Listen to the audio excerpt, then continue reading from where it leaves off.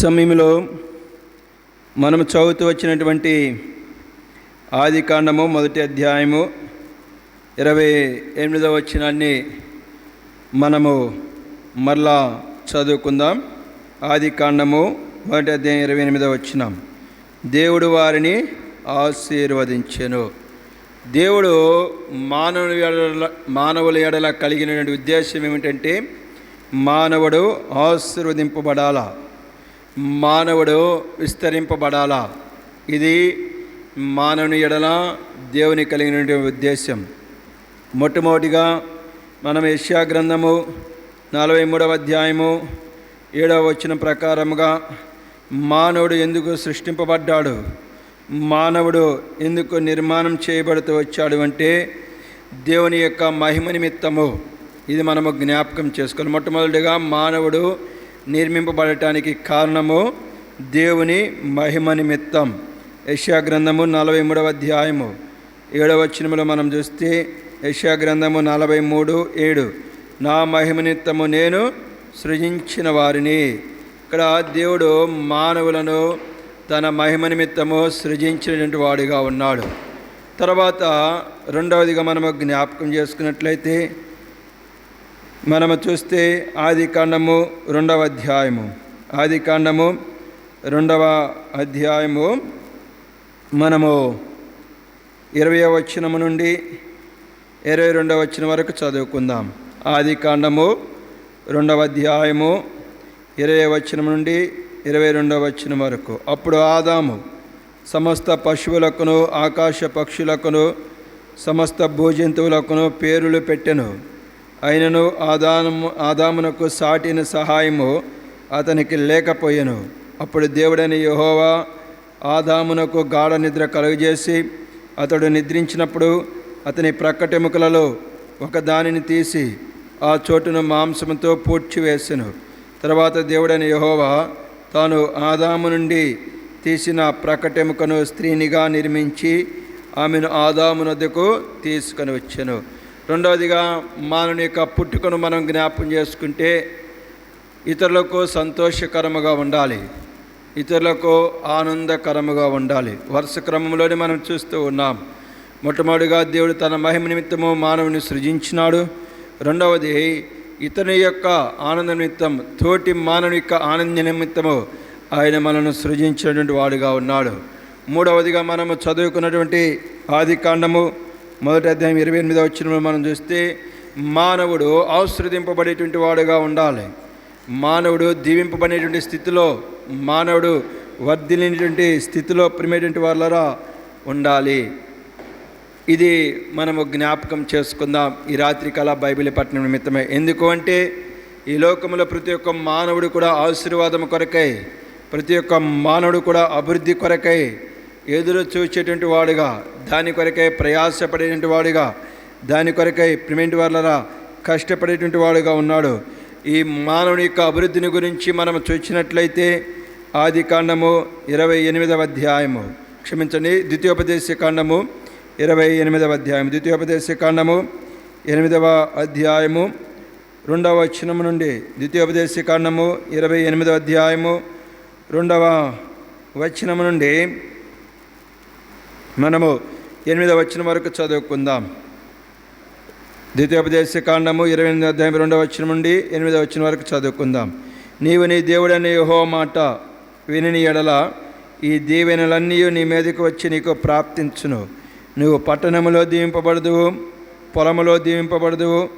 నీ గర్భఫలము, నీ భూఫలము, నీ పశువుల మందలు, నీ దుక్కిటెద్దులు, నీ గొర్రె మేకల మందలో దీవింపబడను. నీ గంపయు, పిండి పిసికి, నీ తొట్టియు దీవింపబడను. నీవు లోపలికి వచ్చినప్పుడు దీవింపబడదువు, వెలుపలికి వెళ్ళినప్పుడు దీవింపబడదువు. నీ మీద పడు నీ శత్రువులను యెహోవా నీ ఎదుట హతమగునట్లు చేయను. వారొక త్రోవను నీ మీదకి బయలుదేరి వచ్చి 7 త్రోవల నీ ఎదుటండి పారిపోదురు. నీ కొట్లలోనూ నీవు చేయి ప్రయత్నములన్నిటిలోనూ నీకు దీవెన కలిగినట్లు యెహోవా ఆజ్ఞాపించును. నీ దేవుడైన యెహోవా నీకు ఇచ్చుతున్న దేశంలో ఆయన నిన్ను ఆశీర్వదించును. ఇక్కడ మానవుని ఆశీర్వాదం గురించి మనం చూస్తే ప్రియమైన వాళ్ళరా ఈ భూలోకంలో జీవించే సమయంలో మొట్టమొదటిగా ఆశీర్వాదంలో మానవుడు పిల్లల్ని కలిగి ఉన్నటువంటి వాడుగా ఉండాలి. తర్వాత తను చేసేటువంటి ప్రతి పని కూడా తనకు ఆశీర్వాదకరముగా ఉండాలి. అలాగని తను నడిచేటువంటి ప్రతి మార్గంలో కూడా అతనికి ఎలాంటి అపాయము కలగకుండా ఉండాలి. అలాగనే మనము జ్ఞాపకం చేసుకున్నట్లయితే తాను తీసుకునే ఆహారము తనకు సమృద్ధిగా ఉండాలి. అది మాత్రమే కాదు, తనకు ఎవరు కూడా శత్రువులు అనేటువంటి వారు ఉండకూడదు. ఇది మానవుని ఎడల దేవుని కలిగిన ఉద్దేశం. మానవులైన మనము కూడా ఇలాంటి ఉద్దేశాలని మనము కలిగి ఉండేటువంటి వారముగా ఉంటాం.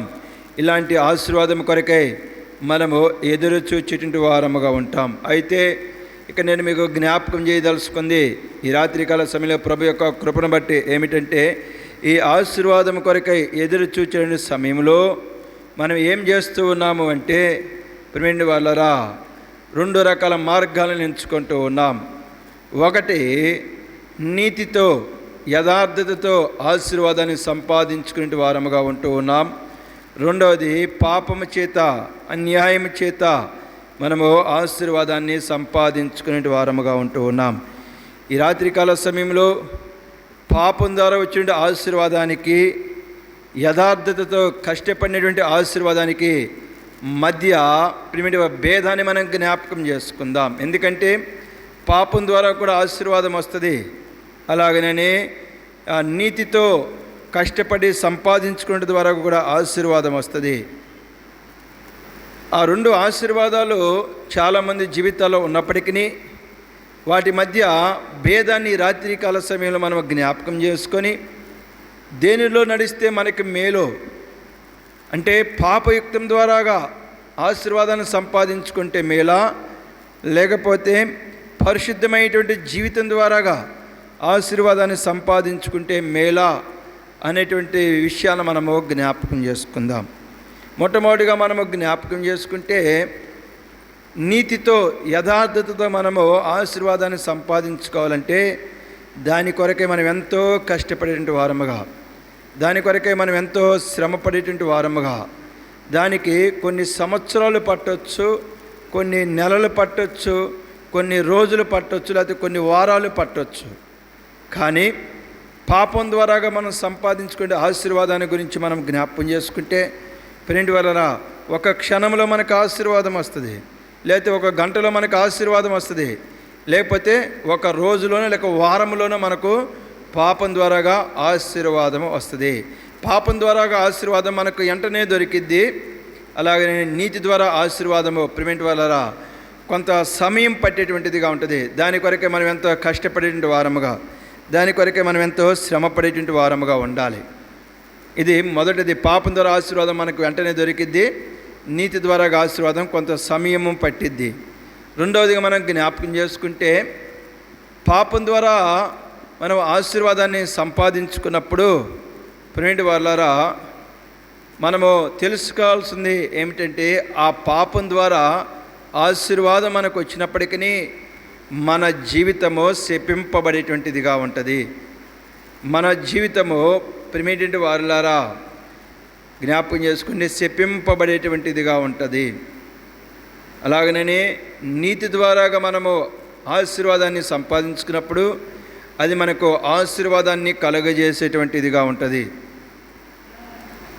తర్వాత మూడవదిగా మనం చూస్తే, పాపం ద్వారాగా మనం ఆశీర్వాదం సంపాదించుకున్నప్పటికీ దానిని మనం పూర్తిగా అనుభవించము. పాపం ద్వారా మనం ఆశీర్వాదము సంపాదించుకున్నప్పటికీ దానిని మనము పూర్తిగా అనుభవించము. కష్టపడి పవిత్రత ద్వారా సంపాదించుకునే ఆశీర్వాదాన్ని మనము సంపూర్ణముగా అనుభవించేటువంటి వారముగా ఉంటాం. తర్వాత నాలుగవదిగా అక్కడే మనం జ్ఞాపకం చేసుకుంటే, పాపం ద్వారా సంపాదించుకునే ఆశీర్వాదము పరిపూర్ణముగా మనతో ఉండదు. అంటే మన జీవితాంతము పాపం ద్వారా సంపాదించుకునే ఆశీర్వాదం మనతో ఉండదు. కానీ నీతి ద్వారాగా సంపాదించుకునే ఆశీర్వాదము ప్రిమిడి వల్ల మనము బ్రతికినంత కాలము, మనము జీవించినంత కాలము, మనకు మాత్రమే కాదు మన బిడ్డలకు కూడా ఆ ఆశీర్వాదము నిలిచున్నటువంటిదిగా ఉంటుంది. ఇది మనకు జ్ఞాపకం చేసుకో. పాపం ద్వారా వచ్చే ఆశీర్వాదానికి, నీతి ద్వారాగా పరిశుద్ధ ద్వారాగా వచ్చే ఆశీర్వాదానికి భేదాన్ని మనం జ్ఞాపకం చేసుకుంటే మధ్య తారతమ్యాన్ని మనం జ్ఞాపం చేసుకుంటే పాపం ద్వారా ఆశీర్వాదం వెంటనే వస్తుంది. అదే సమయంలో ప్రిమిటి వల్ల దాని ద్వారా శాపాన్ని మనము కొని తెచ్చుకునే వారముగా ఉంటాం. మూడవదిగా మనం చూస్తే పాపం ద్వారా వచ్చిన ఆశీర్వాదాన్ని మనము సంపూర్ణముగా అనుభవించలేం. అలాగనే పాపం ద్వారా వచ్చిన ఆశీర్వాదము మన జీవితాంతము మనతో ఉండదు.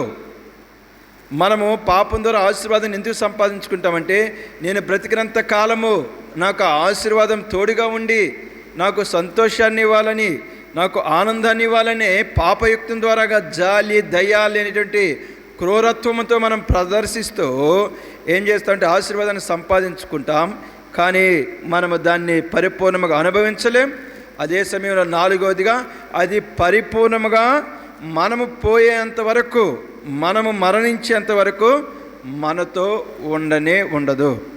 అలాగని మరలా వ్యతిరేకంగా నీతి ద్వారా ఆశీర్వాదాన్ని చూస్తే కొంత సమయం పట్టిద్ది. రెండోది, సమయం పట్టినప్పటికీ అది మనకు ఆశీర్వాదాన్ని కలుగజేస్తుంది. తర్వాత దాన్ని మనం సంపూర్ణముగా అనుభవించేటువంటి వారముగా ఉంటాం. నాలుగవదిగా అది సదాకాలము మనతోనే ఉంటుంది. అంత మాత్రమే కాదు, మన బిడ్డలకు కూడా తర్వాత అది ప్రిమెంట్ వల్లరా దొరికేటువంటిదిగా నిలిచి ఉండేటువంటిదిగా ఉంటుంది. ఇది రాత్రికాల సమయంలో ప్రతి ఒక్కరము కూడా ఆశీర్వాదం కొరకు ఎదురు చూస్తాం. అందులో ఏ భేదమును లేదు. ఇది మొట్టమొదటిగా జ్ఞాపకం చేసుకుందాం. రెండవది, ఆ ఆశీర్వాదం కొరకై చాలామంది ఏం చేస్తూ ఉన్నారంటే పాపయుక్తం ద్వారాగా ఆశీర్వాదాన్ని సంపాదించుకుంటూ ఉన్నారు. కొంతమంది ఏమో నీతితో ఆశీర్వాదాన్ని సంపాదించుకుంటూ ఉన్నారు. ఈ పాపయుక్తం ద్వారా సంపాదించుకుంటే ఆశీర్వాదము ప్రేమిటి వల్ల వెంటనే దొరికిద్ది, కానీ అది మనతో సదాకాలము నిలిచి ఉండదు. అది మన జీవితాంతము మనకు ఆనందకరమైన జీవితాన్ని ఇవ్వదు. అలాగనే మనం జ్ఞాపకం చేసుకుంటే అది మనకు శాపగ్రస్తమైనటువంటి జీవితాన్ని ఇచ్చేటువంటిదిగా ఉంటుంది. ఇది మనము జ్ఞాపకం చేసుకొని రాత్రికాల సమయంలో ఏం చేద్దామంటే, మనము ఆలోచిస్తుంటే ఆశీర్వాదాన్ని నీతియుక్తముగా, పరిశుద్ధముగా, పవిత్రముగా సంపాదించుకునే దాని కొరకై మనము ప్రయత్నం చేసేటువంటి వారముగా ఉందాం. దాని కొరకై పాపయుక్తముగా ఆశీర్వాదాన్ని సంపాదించుకొని ప్రిమేటువంటి వాళ్ళరా దాని ద్వారా శపితమైన జీవితాన్ని అనుభవించి దాని ద్వారా ఆ ఆశీర్వాదాన్ని వారు అనుభవించలేక మధ్యలోనే వారి యొక్క జీవితాన్ని ముగించేటువంటి వారిని, మధ్యలోనే ఆ ఆశీర్వాదాన్ని పోగొట్టుకుంటూ వారిని మనం జ్ఞాపకం చేసుకుందాం. ఎందుకంటే పాపం ద్వారాగా సంపాదించిన ఆశీర్వాదానికి మనం దూరంగా ఉండట మనకు చాలా శ్రేష్టము. దీని గురించి బైబిల్ గ్రంథంలో కూడా 2-3 వచనాలు మనం చూద్దాం రండి. సామెతల గ్రంథము 16వ అధ్యాయము 8వ వచనం. సామెతల గ్రంథము 16వ అధ్యాయము 8వ వచనం. సామెతల గ్రంథము 16వ అధ్యాయము 8వ వచనాన్ని మనము చదువుకుందాం. సామెతల గ్రంథము 16వ అధ్యాయం 8వ వచనం. అన్యాయం చేత కలిగిన గొప్ప వచ్చుబడి కంటే నీతితో కూడిన కొంచెమే శ్రేష్టము. జ్ఞాపకం చేసుకుందాం. అన్యాయం చేత మనం సంపాదించుకునే గొప్ప సంపద కంటే నీతితో మనం సంపాదించుకున్నటువంటిది ప్రిమిటి వల్ల కొంచెమైనను సరే అది మనకు శ్రేష్టము అని, అది మనకు లాభకరము అని, అది మనకు మేలు అని ఇక్కడ జ్ఞాని నుండి సొలొమోను తెలియపరుస్తూ ఉన్నాడు. అలాగనే సామెతల గ్రంథము 15వ అధ్యాయం 16వ వచనం. సామెతల గ్రంథము 15వ అధ్యాయం 16వ వచనం చదువుకుందాం. సామెతల గ్రంథము 15వ అధ్యాయం 16వ వచనం. నెమ్మది లేకుండా విస్తారమైన ధనముండట కంటే యెహోవా యందలి భయభక్తులతో కొన్ని కొంచెము కలిగినట మేలు. ఇక్కడ రెండోదిగా మనం చూస్తే, మనము పాపము చేసి విస్తారముగా మనము ప్రిమెంట్ వార్లరా సంపాదించుకున్నప్పటికీ దాని ద్వారా మనకు మేలుండదు, దాని ద్వారా మనకు నెమ్మది ఉండదు. ఇది మనం జ్ఞాపకం చేసుకుందాం. మనము యథార్థతతో, పవిత్రతతో కొంచెమే మనం సంపాదించుకున్నప్పటికీ దాని ద్వారా మనకు మేలుంటుంది, దాని ద్వారా మనకు నెమ్మది ఉంటుంది. ఇది మనము జ్ఞాపకం చేసుకుందాం. తర్వాత 37వ కీర్తనలో మనం చూస్తే 16వ వచనం. 37వ కీర్తన 16వ చరణం. 37వ కీర్తన 16వ చరణాన్ని మనం చూద్దాం. నీతిమంతునికి కలిగినది కొంచెమైనను బహుమంది భక్తిహీనులకున్న ధన సమృద్ధి కంటే శ్రేష్టము. తర్వాత మూడవదిగా మనం చూస్తే, కొంతమంది అన్యాయముతో, అబద్ధముతో, మోసముతో ప్రేమిటి వాళ్ళ విస్తారముగా సంపాదించుకునే వారుగా ఉంటారు. కానీ యథార్థతతో, నీతితో సంపాదించుకునేది కొంచెమైనను ఈ పాపం ద్వారా సంపాదించుకునే వారి కంటే నీతి ద్వారా కొంచెమే సంపాదించుకునే వారికి గౌరవ మర్యాదలు ఉంటవి. ఇది మనం జ్ఞాపకం చేసుకుందాం. అంటే వరే వాడు మంచి తిండి తింటున్నాడు రా, వాడు మంచి బట్టలు కట్టుకుంటున్నాడు, లేకపోతే వాడు మంచి ఇంట్లో ఉంటున్నాడు అని ప్రిమిటి వారు చెప్పుకున్నప్పటికీ వెనకాల చూస్తే వాడు ఎలాగ దాన్ని సంపాదించుకున్నాడో తెలుసా, దాన్ని వాడు ఎలాగో కూడబెట్టుకున్నాడో తెలుసా అని మనల గురించి ప్రిమిటి వాళ్ళ ఆ పాప సంబంధమైన జీవితాన్ని గురించి మాట్లాడుకునే వారుగా ఉంటారు. వాడు తినటానికే ఆహారం ఉన్నప్పటికీ, వాడికి 2-3 జతల వస్త్రాలు ఉన్నప్పటికీ, వాడు చిన్న రేకుల ఇంట్లోనో లేకపోతే ప్లాస్టిక్ లేన్లో ఇంట్లో ఉంటున్నప్పటికీ వాడు దాన్ని నీతితో సంపాదించి కట్టుకున్నాడు, నీతితో దాన్ని కలిగి ఉన్నాడని నీతితో ముందుకెళ్ళేటువంటి వారికి ఎంతో గౌరవము, మర్యాదలు, మంచి పేరు ఉంటుంది. ఇది మనము జ్ఞాపకము చేసుకునే వారముగా ఉండాలి. ఈ సమయంలో మనము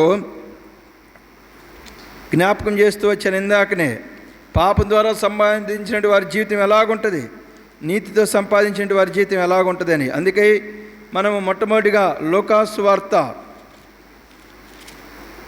19వ అధ్యాయంలో మనం చూస్తే, లూకాసు వార్త 19వ అధ్యాయంలో మనం చూస్తే ఇక్కడ ధనవంతుడైనటువంటి ఒక వ్యక్తి ఉన్నాడు, జక్కయ్య అనే. అతడు ధనవంతుడని ప్రిమిటి వల్ల రాయబడుతూ ఉన్నది. ఆ ధనవంతుని గురించి మనము చూసినట్లయితే అతనికి ఉన్నటువంటి విలువ, అతనికి ఉన్నటువంటి గౌరవాన్ని మనము చూసినట్లయితే చూడండి, లూకాసు వార్త 19వ అధ్యాయము, లూకాసు వార్త 19వ అధ్యాయం 7వ వచనంలో మనం చూస్తే, లూకాసు వార్త 19వ అధ్యాయం 7వ వచనం, అందరూ అది చూచి ఈయన పాపి అయిన మనుషుని యొద్ద బస చేయ వెళ్ళనని చాలా సనుగుకొని. యేసుక్రీస్తు వారిని చూడాలని జక్కయ్యకు ఆశ పుట్టింది. ఆయన పుట్టివాడని కారణాన్ని బట్టి మేడి చెట్టు ఎక్కి యేసయ్యను చూడాలని ప్రిమిటి వారలా ఆయన ఎదురు చూస్తున్నప్పుడు యేసయ్య రానే వచ్చాడు. వచ్చి జక్కయ్యని పిలుస్తూ వచ్చాడు, జక్కయ్య నీవు త్వరగా దిగుము, నేడు నేను నీ ఇంట నుండవలసి ఉన్నదని జక్కయ్యను ప్రిమిటి వారు పిలిచినప్పుడు జక్కయ్య త్వరగా ఆ యొక్క చెట్టు దిగాడు ఎంతో సంతోషంతో. యేసు అనేటువంటి బోధకుడు, లేకపోతే దెయ్యాల నుండి విడిపిస్తున్నటువంటి వాడు, రోగులను స్వస్థపరుస్తున్నటువంటి ఆ వ్యక్తి నా ఇంటికి వస్తున్నాడు అని జక్కయ్య ఎంతో సంతోషపడినట్లుగా, జక్కయ్య ఎంతో ఆనందించినట్లుగా ఇక్కడ మనకు అగపడుతున్నది. కానీ క్రిందకి మనం వచ్చినట్లయితే ప్రజలు ఏమంటూ ఉన్నారు, పాపి అయిన మనిషిని యొద్ద బస చేయ వెళ్ళని చాలా సనుకొని. అరే యేసు ఎలాంటి వాడు, మోమాటం లేనిటువంటి వాడు, ఎవరు తప్పు చేసినా సరే అందరినీ ఒకే రీతిగా గద్దించేటువంటి వాడు, ఏ పాపము లేనిటువంటి వాడు, ఏ మోసము చేయనటువంటి వాడు, ఎంత పరిశుద్ధుడు ఆ జక్క ఇంటికి వెళుతూ ఉన్నాడు, లేకపోతే ఆ ధనవంతుడైన జక్క ఇంటికి వెళుతున్నాడు. ఈయన పరిశుద్ధుడైనప్పటికీ యేసుక్రీస్తు ఆయన ఉండటానికి నివాసం లేదు అని ప్రిమిటి వారులారా మాట్లాడటల్లా. ఏమంటున్నారంటే ఈ పరిశుద్ధుడు పాపి అనేటువంటి మనుషుని ఇంటికి వెళుతున్నాడు, పాపి అనేటువంటి మనుషులతో ఉండాలని, బస చేయాలని, నివాసం చేయాలని ఇష్టపడుతూ ఉన్నాడని మనం జ్ఞాపకం చేసుకుంటే యేసుక్రీస్తు వారి మీద కూడా సనిగినటువంటి వారుగా ఉన్నారు. యేసుక్రీస్తు వారి మీద కూడా ప్రిమిటి వారులారా ఆ అసహనాన్ని కనపరిచేటువంటి వారుగా ఉన్నారు. కారణం జక్కయ్య సంపాదించిన సంపద అంతా కూడా ఎలాగున్నదంటే, అక్కడ జక్కయ్య అంటాడు చూడండి 8వ వచనంలో, జక్కయ్య నిలవబడి ఇదిగో ప్రభు నా ఆస్తుల సగం పేదలకు ఇస్తున్నాను, నేను ఎవని యొద్దనైనా అన్యాయముగా దేనిని తీసుకుని అతనికి 4 గంటల మరలా చెల్లించాలని ప్రభువుతో చెప్పాను. అతడు సంపాదించిన సంపద అంతా కూడా, ఆ ధనమంతా కూడా అన్యాయం చేత సంపాదించినాడు. అన్యాయం చేత సంపాదిస్తే నాకు తినటానికి ఇబ్బంది ఉండదు, కట్టుకోవడానికి ఇబ్బంది ఉండదు, ఉండటానికి ఇబ్బంది ఉండదని జక్కయ్య అనుకొనుచు వచ్చినాడు. కానీ మనం జ్ఞాపకం చేసుకుంటే తనకునే ధనము తనకు మంచి పేరును, తనకునే ధనము తనకు ప్రిమిటి వాళ్ళరా మంచి ఆ యొక్క గౌరవాన్ని తీసుకొని రాలే. ధనమైతే కలిగి ఉన్నది, కానీ అతడు పాపి అని ఎన్నిక చేయబడినట్లుగా, పాపి అని అతని గురించి ప్రజలు మాట్లాడుకునే వారుగా ఉన్నారు. రాత్రికాల సమయంలో నేను జ్ఞాపకం చేసేది అదే. ప్రిమిటి వాళ్ళ తినటానికి కావచ్చు, ఉండటానికి కావచ్చు, కట్టుకోవటానికి కావచ్చు, నువ్వు సంపాదించిన అన్యాయపు సొత్తు నీకు సంతోషాన్ని ఇవ్వచ్చు, కానీ నీకు గౌరవాన్ని మాత్రం తీసుకొని రాలేదు, నీకు విలువను మాత్రం తీసుకొని రాలేదు. ఎందుకంటే అది పాపము గనుక. నీకు ప్రిమిటి వాళ్ళరా పాపము ఏం చేస్తుందంటే అవమానాన్ని తీసుకొని ఇచ్చేటువంటిదిగా, పాపము నీకు నిందను ప్రిమిటి వాళ్ళరా ఇచ్చేటువంటిదిగా ఉంటుంది. అది జక్కయ్య జీవితంలో మనము చూస్తూ ఉన్నాం. అది జక్కయ్య జీవితంలో నుండి ప్రిమిటి వాళ్ళ ఇక్కడ మనము గమనించే వారముగా ఉన్నాం. కనుక నేను జ్ఞాపకం చేసేటువంటిది ఏంటంటే మనకు కావలసిన దాన్ని న్యాయముగా సంపాదించుకుందాం. అప్పుడు మనకు ఎంతో విలువ ఉంటుంది, ఎంతో గౌరవం ఉంటుంది. తర్వాత మనం చూస్తే రండి, ధనము కొరకై ఇష్టానుసారంగా అక్కడ ప్రవర్తించినాడు జక్కయ్య, పాపి అని ముద్ర వేయించుకున్నాడు. తర్వాత కొన్ని పర్యాలు మనం ఏం చేస్తామంటే ప్రిమిటి వాళ్ళారా సామాన్యంగా జరిగేటువంటివే, మంచి పేరు ప్రఖ్యాతులు కలిగి ఉండాలనుకుంటాం, గౌరవాన్ని కలిగి ఉండాలనుకుంటాం, దాని కొరకై ఏదేదో మనం చేసే వారముగా ఉంటాం. ఆ సమయంలో మనం ఏం చేస్తామంటే కొంతమందిని ఆ గౌరవం కొరకై పవిత్రమైన పరిశుద్ధమైన జీవితాన్ని కలిగి ఉండకుండా మన ఇష్టానుసారమైనటువంటి జీవితాన్ని మనము కలిగి ఉంటాం. రండి, ఆదికాండము 4వ అధ్యాయము, ఆదికాండము 4వ అధ్యాయము, ఆదికాండము 4వ అధ్యాయము 3, 4, 5 వచనాలు చదువుకుందాం. ఆదికాండము 4వ అధ్యాయము 3, 4, 5 వచనాలు చదువుకుందాం. కొంతకాలమైన తర్వాత కయ్యూను పొలము పంటలో కొంత యెహోవాకు అర్పణగా తెచ్చెను. హేబేలు కూడా తన మందలో తొలిచూలిన పుట్టిన వాటిలో క్రొవ్విన వాటిని కొన్ని తెచ్చెను. యెహోవా హేబేలును అతని అర్పణను లక్ష్యపెట్టెను, కయ్యూనును అతని అర్పణను ఆయన లక్ష్య పెట్టలేదు. కాబట్టి కయ్యూనుకు మిక్కిలి కోపము వచ్చి అతడు తన ముఖము చిన్నబుచ్చుకొనగా, యెహోవా కయ్యూనుతో, నీకు కోపమేలా? ముఖము చిన్నబుచ్చుకొని ఉన్నావేమి? నీవు సత్రియ చేసిన ఎడల తలనెత్తుకొనవా? సత్రియ చేయని ఎడల వాకిట పాపము పొంచును, నీ ఎడల దానికి వాంఛ కలుగును, నీవు దానిని ఏలుదు అనెను. ఇక్కడ మనం చూస్తే హేబేలేమో పరిశుద్ధముగా పవిత్రముగా జీవిస్తూ ఉన్నాడు, కానీ కయ్యూను కొంత అపవిత్రతతో మాలిన్యంతో ఉంటూ ఉన్నాడు. ఈ సమయంలో పవిత్రమైన జీవితాన్ని బట్టి హేబేలు అర్పణను దేవుడు అంగీకరించినాడు, హేబేలును ఘనపరిచినాడు. కయ్యూను యొక్క అపవిత్రతను బట్టి అతని అర్పణను దేవుడు అంగీకరించలేదు, అతన్ని తృణీకరించినాడు.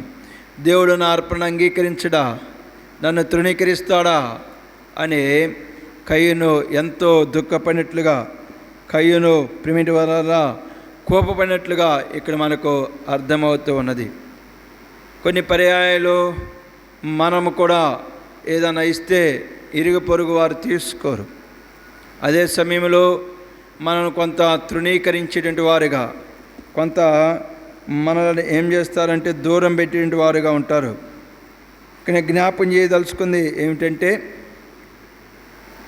కయ్యూనును దేవుడు ఎందుకు దూరం పెట్టినాడు, ఎందుకు అతని అర్పణను దేవుడు అంగీకరించలేదంటే అతని క్రియలు సరిగా లేవు, అతని ప్రవర్తన సరిగా లేదు.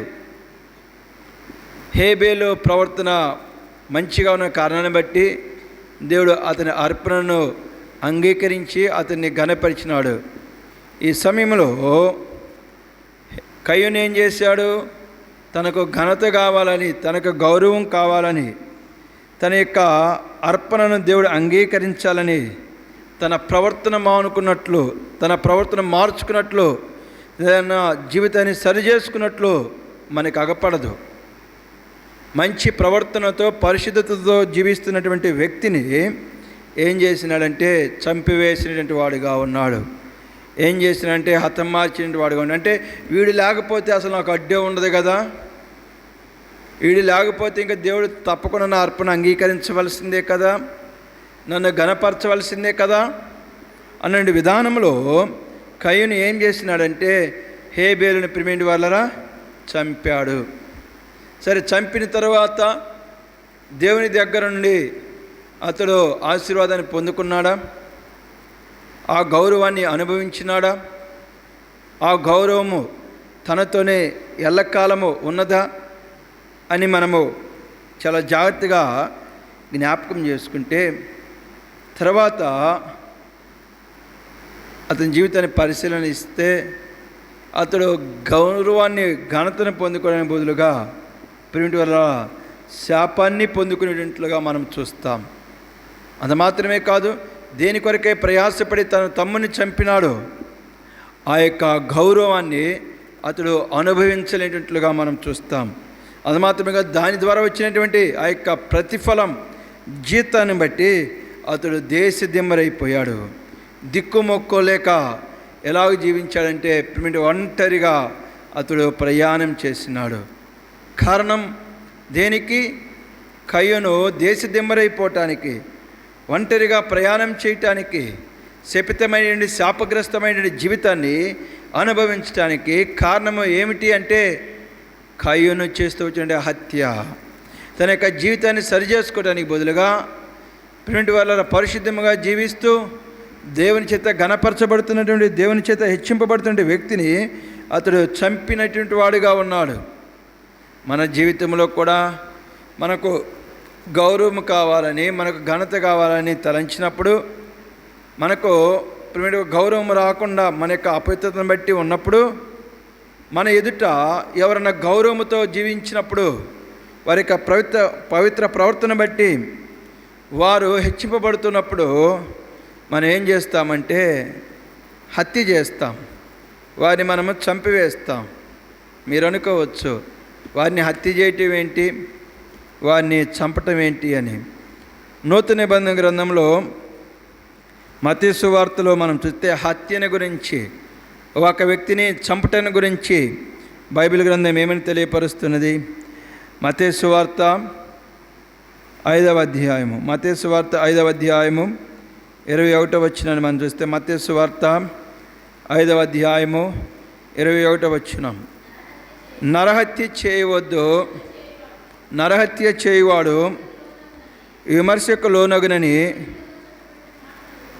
పూర్వీకులతో చెప్పబడిన మాట మీరు విన్నారు కదా. నేను మీతో చెప్పినదేమనగా, తన సహోదరుని మీద కోపపడే ప్రతివాడు విమర్శకు లోనగును, తన సహోదరుని చూచి వ్యర్థుడా అని చెప్పువాడు మహాసభకు లోనగును, ద్రోహి అని చెప్పువాడు నరకాగ్నికి లోనగును. కొన్ని పర్యాయాలు మనం ఏం చేస్తామంటే, అరే నీ ప్రవర్తన మానుకో, నీ జీవితాన్ని సరిచేసుకో అని చెప్పినప్పుడు, ప్రిమిటి వాళ్ళ నీవు నాకు చెప్పే అంతటోడివా, నీవు చెబితే నేను తెలుసుకునే అంతటోడినా అని మనం ఏం చేస్తామంటే వారి మీద కోపపడతాం. కింద ఉంటుంది నిర్నిమిత్తముగా అని, అంటే కారణం లేకుండా వాడేదో మోసం చేశాడనో, లేకపోతే దొంగతనం చేశాడనో, లేకపోతే నరహత్య చేశాడనో, లేకపోతే వ్యభిచారం చేశాడనో వాడి మీద కోపపడం. మన యొక్క అపవిత్రతను, మన యొక్క పాపాన్ని ప్రిమిటి వాళ్ళ తెలియపరిచి దానికి దూరముగా ఉండని హెచ్చరించిన కారణాన్ని బట్టి మనం ఏం చేస్తామంటే వారి మీద కోప్పడతాం. నీ బ్రతికేంది, నా బ్రతికేంది, ఇంకా మనం పోతే చాలా మాట్లాడతాం. నీ వంశం ఏంది, నా వంశం ఏంది, అసలు నీ స్థాహత ఏమిటి, నా స్థాహత ఏమిటి, అసలు నీ స్థితి ఏమిటి, నా స్థితి ఏమిటని ఇలాగ చాలా మాట్లాడతాం. ఇలాగ మాట్లాడేటువంటి నీవు నరహత్య చేస్తూ ఉన్నావు. ఒక వ్యక్తిని ప్రిమిటి వాళ్ళరా నీవు చంపుతూ ఉన్నావు. కయ్యూనును కూడా మనం జ్ఞాపకం చేసుకుంటే దేవుడు అడిగాడు, నీ తమ్ముడైన హేబేలు ఎక్కడంటే, నేను వాడికి ఏమైనా కాపలు వాడినా, నేనేమో వాడికి కావలు వాడినా అని జ్ఞాపకం చేసుకోండి. దేవుని మీదనే కోపపడేటువంటి వాడిగా, ప్రిమిటి వాళ్ళరా దేవుని మీదనే ఎదురు తిరిగేటువంటి వాడిగా ఉన్నాడు. అనేక పర్యాయాలు మన బ్రతుకు కూడా ఇలాగనే ఉంటుంది. మన బ్రతుకు కూడా ప్రిమిటి వాళ్ళరా ఇలాంటి విధానంలోనే ముందుకి సాగిపోతుంది. అలాంటి వారు ఏమవుతారు? మహాసభకు వారు మహాసభ ఎదుట నిలవబడాలా, తీర్పు ఎదుట నిలవబడాలా. కయ్యూను నిలబడ్డాడు, అందుకే అతడు శపింపబడుతూ వచ్చినాడు, అతడు దేశదిమ్మరవుతూ వచ్చినాడు. తర్వాత మనం చూస్తే మనం చేసిన నరహత్య ఏమిటంటే తన సహోదరుని చూచి వ్యర్థుడా అని మనం జ్ఞాపం చేసుకుంటే, పేరు ప్రఖ్యాతులతో ఉన్నటువంటి వారిని చూసి కొన్ని పర్యాలు అంటే వాడు ఒట్టి పనికి మాలినాడండి, వాడి సంగతి మీకేం తెలియదు, అసలు వాడు ఉపయోగం ఉండడు, వాడు పైసా పనికి రాడు అని ఇలాంటి మాటలు మనము మాట్లాడేటువంటి వారముగా ఉంటాం. తన సహోదరుని చూచి వ్యర్థుడని చెప్పేవాడు మహాసభకు లోనగును. ఎన్ని పర్యాయాలు మనం ఇలాగ మాట్లాడుతూ వచ్చినాం, ఎన్ని పర్యాయాలు మనము ఇలాగున తీర్పు తీర్చేటి వారముగా ఉన్నాం. అందులో భర్తని గురించి కావచ్చు, భార్యని గురించి కావచ్చు. కొన్ని పర్యాలు అంటాం భర్తని విషయం, అనవసరంగా చేసుకున్న వాడిని, లేకపోతే అనవసరంగా చేసుకున్న ఆమెను అని. వారి వల్ల ఏం ఉపయోగం దొరికింది నాకు, వారి వల్ల నాకు ఏం లాభం దొరికింది అని మనం ఏం చేస్తూ ఉంటామంటే వారిని గురించి మనం చులకనగా మాట్లాడతాం. ఇది కూడా నరహత్యకు సంబంధించిందే. తర్వాత మనం చూస్తే ద్రోహి అని చెప్పువాడు. ప్రియుని వాళ్ళరా, మనము కొంతమంది మనుషుల గురించి వాడు ఏం ఉపయోగం లేనటువంటి వాడు అని చెప్పటం మాత్రమే కాదు, వాడు ఎంతకైనా తెగిస్తాడు, వాడు మనల్ని ఎంతకైనా నష్టానికి గురి చేస్తాడు అని వాడిని అసలుకి నమ్మకూడదని మనం మాట్లాడతాం. ఈ 3 రకాల లక్షణాలు నరహత్యకు సంబంధించినవే. ఒక వ్యక్తిని చంపుటకు ప్రిమిటి వాళ్ళరా సంబంధించినవే. ఇలాంటి వారు ఏమవుతామంటే కయ్యూనులాగా శాపగ్రస్తమైన జీవితాన్ని అనుభవిస్తాం. కయ్యూనులాగా ప్రిమిటి వారు ఒంటరి అవుతాం, ఏకాకి అవుతాం. కొన్ని పర్యాయాలు మనతో ఎవరు సహవాసం చేయరు. కొంతమందిని మనం చూస్తే ఘనత కొరకే, గౌరవం కొరకే ఇక్కడ మాటలు అక్కడ మాటలు ఎక్కడ చెబుతూ ఉంటారు, అలాగనే కల్పించి చెబుతారు. కానీ తీరా కొన్ని దినాలు పోయిన తర్వాత మన యొక్క జీవితం గురించి తెలిసిన తర్వాత ఈడు ఈ రహస్యాలు ఏమీ దాచిపెట్టడురా, అదే సమయంలో మనం చెప్పిన దానికి ఇంకా కొంత వీడు కలిపి చెబుతాడురా అన్నీ ప్రిమిటి వాళ్ళ అవతల వాళ్ళు తెలుసుకున్నప్పుడు మనల్ని దూరంగా పెడతారు. కొంతమందిని మనం అప్పుడప్పుడు చూస్తూ ఉంటాం, లేకపోతే కొన్ని సందర్భాలు అప్పుడప్పుడు మనకు ఎదురు పడుతుంటాయి. ఏదైనా మాట్లాడుకొనిచ్చినప్పుడు వెంటనే ఆగిపోతారు, ఎందుకంటే అది వాడు వస్తున్నాడు, లేకపోతే ఆమె వస్తుంది, వాళ్ళని మనం నమ్మకూడదు, ఇక్కడ మాటలన్నీ తీసుకెళ్ళి అక్కడ చెబుతారని ఏం చేస్తారంటే కొంతమంది వచ్చినప్పుడు మాట్లాడుకునే ఆ యొక్క మాటలను ఆపివేస్తారు. ఎందుకంటే వారు చేసేటువంటి మోసం, మనం అనుకుంటాం మోసం ద్వారా ఘనతను గౌరవాన్ని సంపాదించుకుంటున్నామని, కానీ మనం అవమానాన్ని సంపాదించుకుంటూ ఉన్నాం. ఒంటరితనాన్ని, ఏకాకి జీవితాన్ని మనము సంపాదించుకుంటూ వారముగా ఉంటున్నాం. కయ్యూనుని మనం చూస్తే ప్రిమిటి వాళ్ళారా నీతియుక్తముగా పరిశుద్ధముగా జీవించినాడు. ఆయన చనిపోయినప్పటికీ దాదాపు 5,000 సంవత్సరాల నుండి ఆయన పరిశుద్ధినిగానే మాట్లాడుకుంటూ ఉన్నాం. ఆయన మనం పవిత్రునిగానే మనము మాట్లాడుకునేటువంటి వారముగా ఉంటూ ఉన్నాం. ఇది జ్ఞాపకం చేసుకోవాలా. పరిశుద్ధముగా ప్రిమిటి వారు జీవించడం చాలా కష్టం. పరిశుద్ధముగా బ్రతకటం చాలా వేదనతో కూడుకునేది. అయితే ఆ యొక్క పరిశుద్ధత ద్వారా, ఆ పవిత్రత ద్వారా కొన్ని సంవత్సరాలు మన యొక్క పవిత్రతను బట్టి మనకు ఘనత, మన యొక్క పవిత్రతను బట్టి మనకు విలువ, అలాగే మన యొక్క పవిత్రతను బట్టి అనేక మంది కొన్ని తరాలు మనల్ని జ్ఞాపకం చేసుకునే వారుగా ఉంటారు, మనల్ని తలంచుకునే వారుగా ఉంటారు. బ్రతికితే వాడిలాగా బ్రతకాలా, బ్రతికితే ఆ పిల్లలాగా బ్రతకాలా, లేకపోతే ఆవిడలాగా బ్రతకాలని కొన్ని సంవత్సరాలు మనల్ని గురించి మాట్లాడుకుంటారు. కొన్ని పర్యాయాలు మనం చూస్తే ఆ బ్రతికెందుకురా, అదిగో చూడు వాడు అలాగ బ్రతికిపోయాడు అని. ఇక మనం కూడా జ్ఞాపం చేసుకుందాం. ఘనత గౌరవం కావాలనుకున్నప్పుడు పరిశుద్ధంగా జీవించాలా, హేబేలు వలె జీవించాలా, మన క్రియలు మంచిగా ఉండాలా. అంతేగాని మనం పరిశుద్ధంగా జీవించకుండా పరిశుద్ధంగా జీవించే వారిని అవమానాలు పాలు చేసి దాని ద్వారా మనం ఘనతను, దాని ద్వారా మనం గౌరవాన్ని పొందుకుందామంటే కయ్యూను అనుభవించిన జీవితాన్ని మనము అనుభవిస్తాం. కయ్యూను అనుభవించినటువంటి శిక్షను మనము అనుభవించేటువంటి వారముగా ఉంటాం. తర్వాత మనం చూస్తే మనము అబ్రహాము జీవితంలోనికి వద్దాం. రండి, ఆదికాండము 15వ అధ్యాయం. ఆదికాండము 15వ అధ్యాయం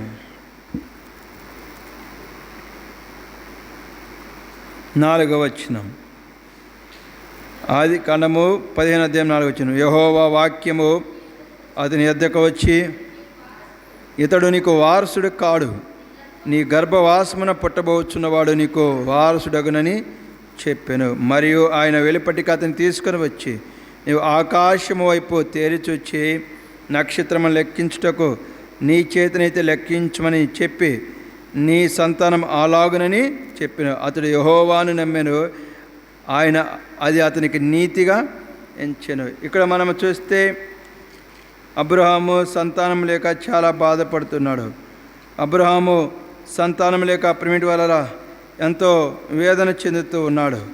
అలాంటి సమయంలో దేవునితో మాట్లాడుతున్నాడు, అయ్యా నువ్వు నాకు అంత ఇచ్చినప్పటికీ ఏమీ ప్రయోజనం, నేను సంతానం లేనిటువంటి వాడనే ఉన్నానే, నేను పిల్లలు లేనిటువంటి వాడనే ఉన్నానే, నా పనివారే కదా నా ఆస్తికి వారసులని బాధపడుతూ వచ్చినప్పుడు ఏం చేశాడు అంటే, ప్రేమిటి వారులారా, దేవుడు అతన్ని ధైర్యపరిచినాడు. నువ్వేం బాధపడవద్దు అబ్రహామా, నేను ఖచ్చితంగా నీకు సంతానాన్ని ఇస్తా, ఆకాశ నక్షత్రములే సముద్రపు ఇసుక రేణుల వలె నేను నీ యొక్క సంతానాన్ని విస్తరింపజేస్తాను అని దేవుడు ఏం చేసినాడంటే అబ్రహాముకి వాగ్దానం ఇచ్చినాడు. వాగ్దానం ఇచ్చినప్పుడు ఆ అబ్రహాము ఆ వాగ్దానం కొరకై వేచుండలేటువంటి వాడుగా ఉన్నాడు. అలాగనే ఆ వాగ్దానం కొరకై దేవుని దగ్గర కనిపెట్టుకోలేటువంటి వాడుగా ఉన్నాడు. మన జీవితంలో కూడా ఎన్నో సమస్యలు వస్తూ ఉంటవి, ఎన్నో ఇరుకులు ఇబ్బందులు వస్తూ ఉంటవి. ఆ ఇరుకు ఇబ్బందుల నుండి సమస్యల నుండి విడిపింపబడేదాని కొరకై ప్రభు దగ్గర మనం ప్రార్థన చేస్తాం. ప్రభు దగ్గర ప్రేమిటి వలన మనం మొరపెడతాం. మొరపెట్టినప్పుడు దేవుడు సరే ఆ సమస్యని నేను విడిపిస్తానని, ఆ సమస్యని నేను తప్పిస్తానని వాగ్దానం చేస్తాడు. ఆ వాగ్దానం చేసినప్పుడు మనం ఏం చేయాలా? ఆ వాగ్దానం కొరకే వేచి ఉండాలా. రెండవది, ఆ వాగ్దానాన్ని పొందుకోవాలంటే మనము నడవలసిన మార్గం ఏమిటో, మనము చేయవలసిన పని ఏమిటో దేవుని మనము అడిగేటువంటి వారముగా ఉండాలి. ఈ రెండు అబ్రహాము చేయలేకపోయాడు. దేవుడైతే వాగ్దానం ఇచ్చాడు, అబ్రహామునే నీకు సంతానం ఇస్తానని. ఆ సంతానము ఎలాగ ఇస్తావు? నేను వేరొక స్త్రీని చేసుకోవాలా, లేకపోతే శారా ద్వారానే నువ్వు నాకు సంతానం ఇస్తావని దేవుడిని అబ్రహాము అడగలేనటువంటి వాడుగా ఉన్నాడు. అదే సమయంలో దాని కొరకై వేచి ఉండలేనటువంటి వాడుగా ఉన్నాడు. దీన్ని బట్టి దేవుడు నాకు సంతానం ఇస్తానన్నాడు కదా, నాకు వాగ్దానం చేశాడు కదా, మాట ఇచ్చాడు కదా అని తన భార్య మాట విన్నాడు. భార్య వచ్చింది, శారా వచ్చింది. ఏమందంటే, నేను నీకు పిల్లలు కనకుండా దేవుడు చేసి ఉన్నాడు. ఇదిగో నేను మాట చెబుతున్నా, నా దాసి ఉన్నది కదా, హాగర్ ఉన్నది కదా, ఆమెను నీ భార్యనిగా చేసుకో, ఆమె ద్వారా సంతానము వచ్చిద్ది, అప్పుడు నీవు సంతోషంగా ఉంటావు, నేను సంతోషంగా ఉంటానని తన యొక్క జ్ఞానాన్ని ఉపయోగించి శారా ఏం చేసిందంటే భర్తకు సలహా ఇచ్చింది. అదే రీతిగా అబ్రహాం ఏం చేసినంటే ముందుకు పోయినాడు. ముందుకు పోయిన తర్వాత మనకి జ్ఞాపకం చేసుకుంటే, ఏ భార్య అయితే సంతానం కొరకై స్త్రీని తీసుకుని వచ్చి పెళ్లి చేసిందో భర్తకు, అదే స్త్రీ, అదే భార్య అంటున్నది భర్తను, ఆ పురుషుణ్ణి, నా ఉసురు నీకు తగులుగా కనుక నువ్వు చావునన్న చస్తే బాగుండు. జ్ఞాపకం చేసుకో, నువ్వు చస్తే బాగుండన్నట్లుగా శారా మాట్లాడుతూ ఉంది. ఎవరినంటే తన భర్త అయినటువంటి అబ్రహామును. ఎందుకు ఆ రీతిగా మాట్లాడుతూ వచ్చింది? తన దాసి అయినటువంటి, తన సవితి అయినటువంటి హాగరు గర్భమును ధరించినప్పుడు తన యజమానురాల్ని నీచంగా చూస్తూ వచ్చింది. అంటే ఇదిగో బలహీనత లేదా అనారోగ్యము శారాకే కానీ అబ్రహాముకు కాదు. ఎందుకంటే అబ్రహాముకి బలహీనత ఉంటే, అనారోగ్యం ఉంటే పిల్లల విషయమై నాకు పిల్లలు పుట్టేవాళ్ళు కాదు కదా. ఇప్పుడు నాకు అబ్రహాము ద్వారాగా కుమారుడు పుట్టుతున్నాడు, అబ్రహాం ద్వారాగా నేను గర్భవతినైనాను. ఇప్పుడు శారా అబ్రహాం ద్వారాగా గర్భవతి అవ్వలేదంటే ఇదే రోగిష్టిది, ఇదే బలహీనతలతో ఉంది, ఇదే రోగంతో ఉన్నది అని మనము ప్రిమెంట్ వాళ్ళరా హాగరు తలంచినట్లుగా మనము జ్ఞాపకం చేసుకోవాలి. ఎందుకంటే లోకంలో కొన్ని పర్యాయాలు ఇలాంటి మాటలు మనం మాట్లాడుతూ ఉంటాం, ఇలాంటి మాటలు మనము వినేటువంటి వారముగా ఉంటాం. తర్వాత మనం చూస్తే ఆ ఇంటిలో ఎంతో వేదన, ఆ ఇంటిలో ఎంతో నెమ్మది లేనటువంటి పరిస్థితులు అంటూ ఉన్నాడు అబ్రాహాము. నీవు చెబితేనే కదా నేను చేసుకుంది, ఇదిగో ఆమె నీ ఎదుటుంది, నీ ఇష్టం వచ్చినట్లు చేయని తమ యొక్క సొంత ఆలోచన బట్టి నడుస్తూ వచ్చినటువంటి అబ్రహాము శారా గర్భవతి అయినటువంటి, ఇంకా చెప్పాలంటే అనాథ అయినటువంటి, దిక్కుమొక్కోలేనటువంటి స్త్రీని బాధ పెట్టేటువంటి వారుగా, దుఃఖ పెట్టేటువంటి వారుగా ఉంటూ ఉన్నారు. ఎందుకంటే ఆమె ఐగుప్తు దేశం నుండి దాసిగా వారింటికి వచ్చింది. తల్లిదండ్రులు అనేటువంటి వారు ఎవరు లేరు, నానేటువంటి వారు ఎవరు లేరు ఆమెకు. అలాంటి స్త్రీని వీళ్ళు ఏం చేస్తున్నారంటే భార్యాభర్తలు ఇద్దరే కలిసి బాధ పెట్టేటువంటి వారుగా, భార్యాభర్తలు ఇద్దరే కలిసి దుఃఖ పెట్టేటువంటి వారుగా ఉన్నారు. తర్వాత మూడవదిగా మనకు జ్ఞాపకం చేసుకుంటే ప్రిమెంట్ వాళ్ళరా, ఈ దినాన ప్రపంచానికే సగం ముప్పు ఈ హాగరు సంతానంలో నుండి వచ్చినటువంటి వారే. ఈ హాగరు నుండి వచ్చినటువంటి బిడ్డలే ప్రపంచానికి నేడు ముప్పుగా, ప్రపంచానికి హాని చేసినటువంటి వారుగా ఉన్నారు. ఎంత వినాశనము మన మధ్య ఉంటున్నదో, ఎంత దుఃఖము మన మధ్య ఉంటున్నదో మనము నేడు చూస్తున్నటువంటి వారము.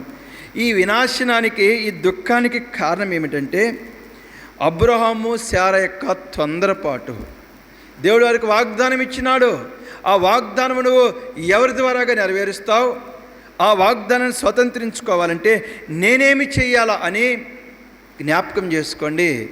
అబ్రహాము కానీ శారా కానీ దేవుని దగ్గర ప్రిమిటి వారిలో దాని గురించి స్పష్టత తెలుసుకొని ఆ రీతిగా నడవలేకుండా పోయిన కారణాన్ని బట్టియే.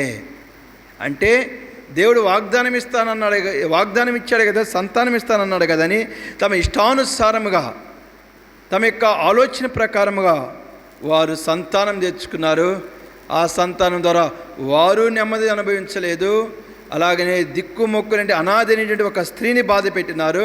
అలాగనే నేడు ప్రపంచానికి నాశనాన్ని ప్రిమిటి వారు తీసుకొని వచ్చినట్టు వారుగా ఉన్నారు.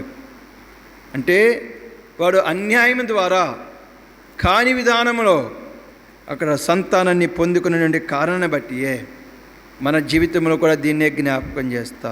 ఇందాక చెప్పాను, ప్రార్థన చేస్తూ ఉన్నాం మన యొక్క సమస్యల నిమిత్తము, మన యొక్క బాధల నిమిత్తము. అయితే దేవుడు మనకు వాగ్దానం చేశాడు, దాని నుండి విడుదల పొందుకునే దాని కొరకే దేవా నేనేమి చేయాలా, నేను ఇప్పుడు ఎలాగూ నడవాలా అని మనం ప్రార్థన చేసినామా? ఆ రీతికి మనం నడుచుకుంటూ ఉన్నామా? దీనికి ఉదాహరణ మనం జ్ఞాపకం చేసుకుంటే నిర్గమాకాండం 14వ అధ్యాయంలోనికి వస్తే దేవుడు మోషే నాయకత్వంలో ఏం చేశాడు? ఐగుప్తు దేశంలో బానిసలుగా శ్రమలు అనుభవిస్తున్నటువంటి ఆ ఇశ్రాయేలు ప్రజలను దాదాపు సింపుల్గా నలుగురు లెక్కనే వేసుకుంటే 25 లక్షల మందిని ఇంచుమించుగా 25 లక్షల మందిని దేవుడు ఐగుప్తు దేశం నుండి కనాను దేశం వైపు ముందుకు తీసుకుని వస్తూ ఉన్నాడు.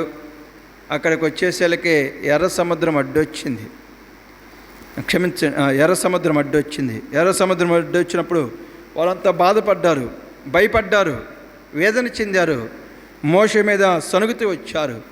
సణుగుతూ వచ్చినప్పుడు మోషే ఏం చేసినాడంటే దేవునికి ప్రార్థించినాడు.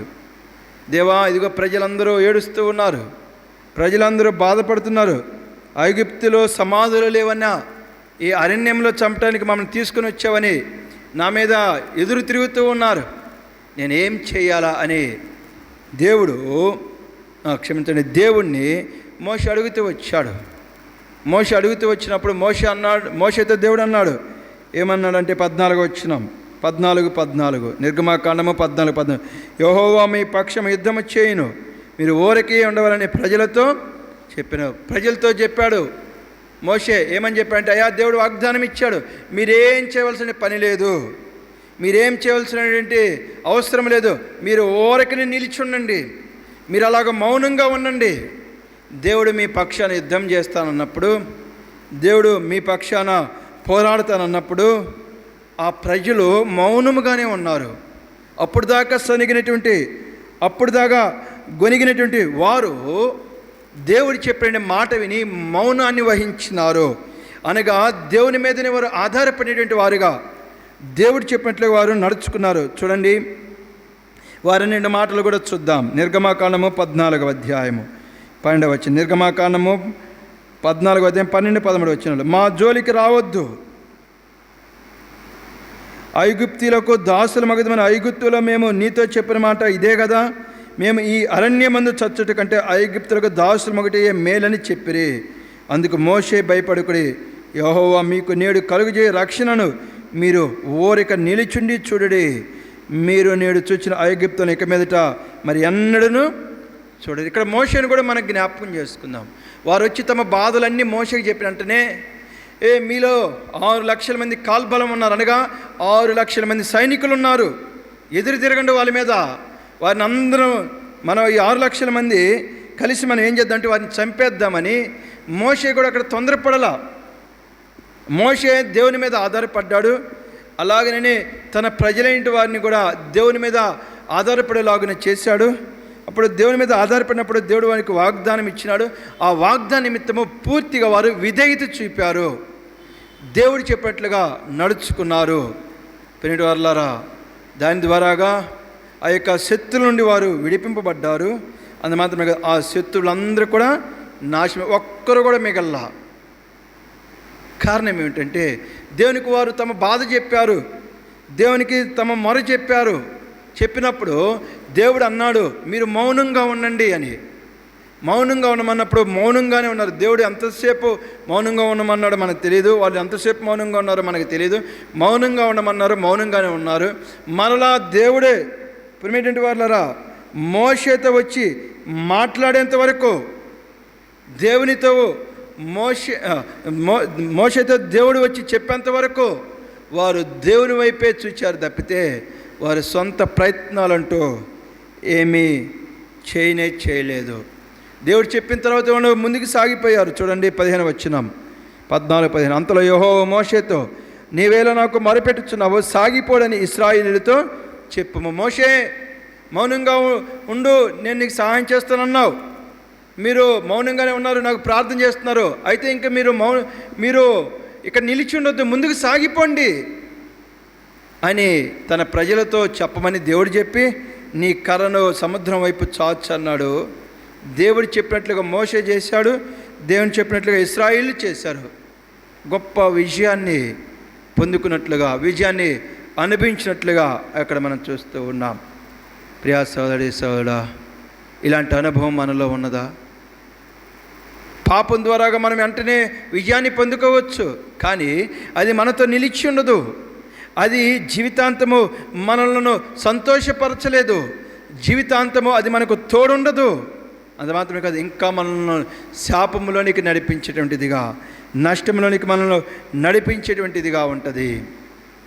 ఇప్పుడు మోషేని గురించి మనం ఇంత గొప్పగా చెప్పుకొనుచున్నాము అంటే కారణం మోషే దేవుడు చెప్పినట్లుగా దేవుని మీదే ప్రేమింటి వాళ్ళరా ఆనుకొని ఆయన మీదే ఆధారపడి ఆయన వైపు చూస్తూ ఉన్నారు. ఆయన చెప్పేంతవరకు వాళ్ళు ఏం చేయలే. మనం ఏం చేస్తూ ఉన్నాం? ప్రార్థన చేస్తున్నాం, మంచిదే. దేవుడు చెప్పినట్లుగా నడుచుకుంటూ ఉన్నామా? దేవుడు చెప్పినట్లుగా మనం వెళుతూ ఉన్నామా? ఇక్కడ జ్ఞాపకం చేస్తా, నువ్వెంత ప్రార్థన చేసినా దేవుడు చెప్పినట్లుగా నడుచుకోకపోతే అబ్రహాము వలె నీ కుటుంబము నరకమే. ఎందుకంటే ఉన్న ఇద్దరే, ఆ ఇద్దరు కూడా తిట్టుకుంటూ ఉన్నారు. వారిద్దరు తిట్టుకోవడం మాత్రమే కాదు, పనివారిని కూడా బాధ పెడుతున్నారు, పనివారిని కూడా దుఃఖ పెడుతూ ఉన్నారు. కొన్ని పర్యాయాలు కొన్ని కుటుంబాలను మనం చూస్తే నెమ్మది ఉండదు. ఏదో ఒకటి గొడవ, ఏదో ఒకటి ఆ యొక్క న్యూసెన్స్ ఉంటా ఉంటుంది. ఎందుకంటే ప్రార్థన చేయరంటే ప్రార్థన చేస్తారు, చేయరని నేను అన్నాను.